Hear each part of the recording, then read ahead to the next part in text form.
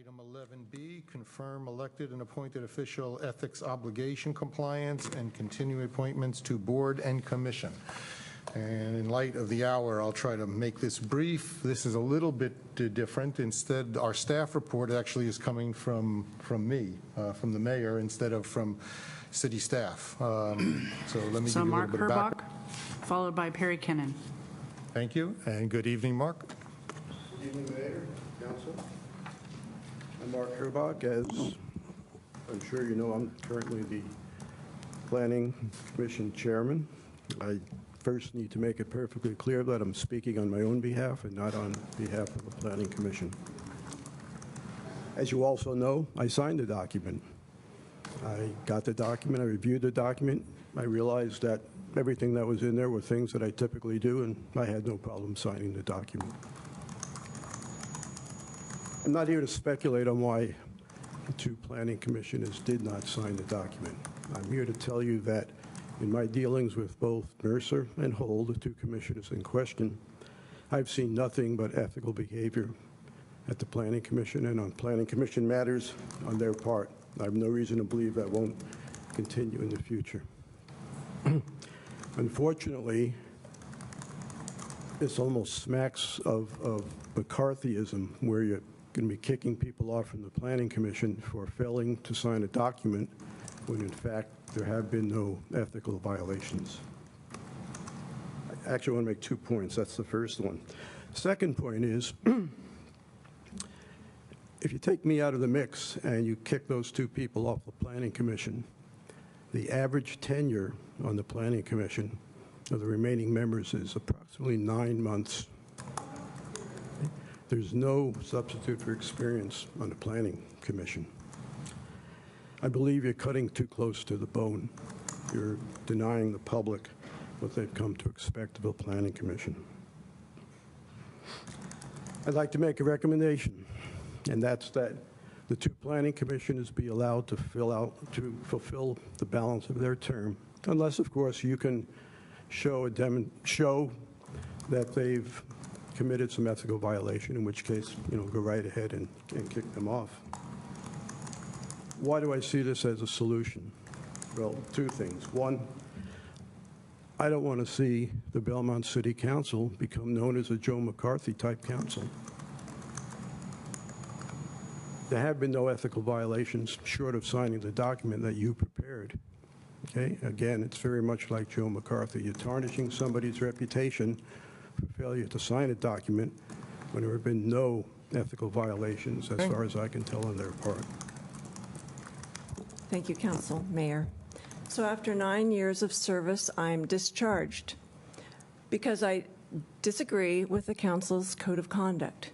Not because I've broken any law or any policy, but because I refuse to swear an oath to the code. But I've already sworn an oath, as have all public officials, when I took office, to uphold all federal, state, and local laws.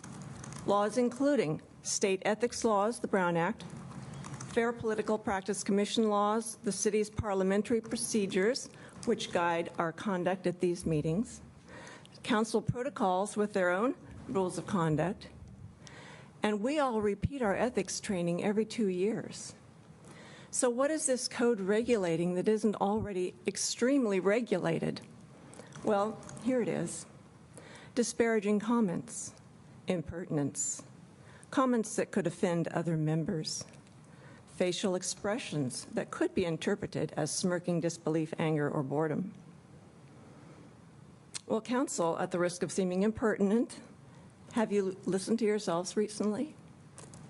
Disparaging an entire commission for unspecified negative behavior, publicly alleging a Brown Act violation based on your interpretation of an email that criticized council actions, publicly accusing prior councils of, and I quote, governing through divisiveness and fear.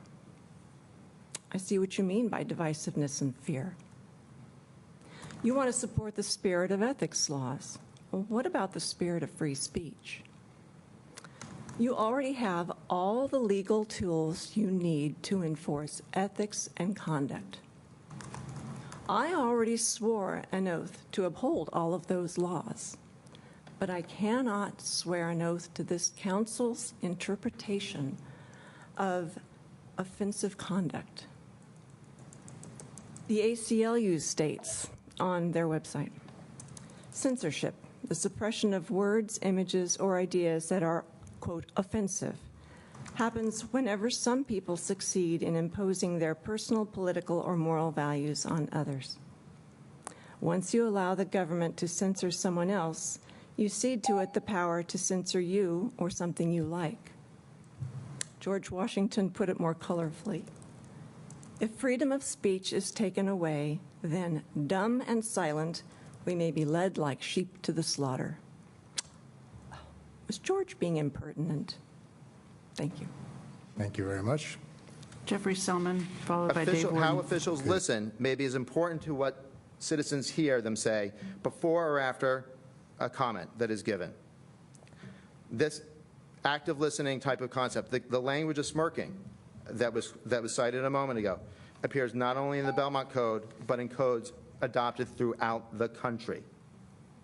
Belmont citizens should be very pleased that this council has taken the actions to follow the lead that has been advocated by experts and has, over several decades of experience, been shown to work. Belmont's code is built upon solid ground as a means for enhancing democratic process and should be followed by all Belmont Morrissey, officials. pardon? Thank you. Good evening. Good evening.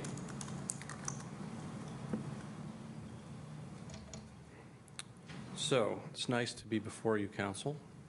I disagree with the previous speaker. I was born and raised here, and I served 3 terms sitting up there. 3 terms as mayor, 3 terms on the council.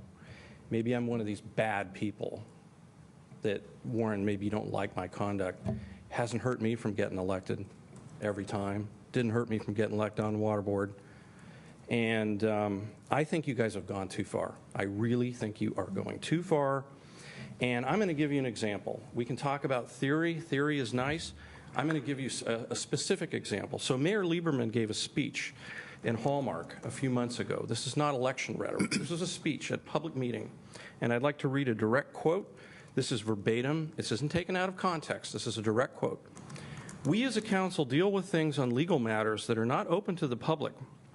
And what we talk about in closed session can't be disclosed outside of closed session. So within closed session, you have council members who are much freer to talk about what they say because they know that whatever they say can't be spoken about outside of the meeting. But I can tell you that that's where you learn what people are really like.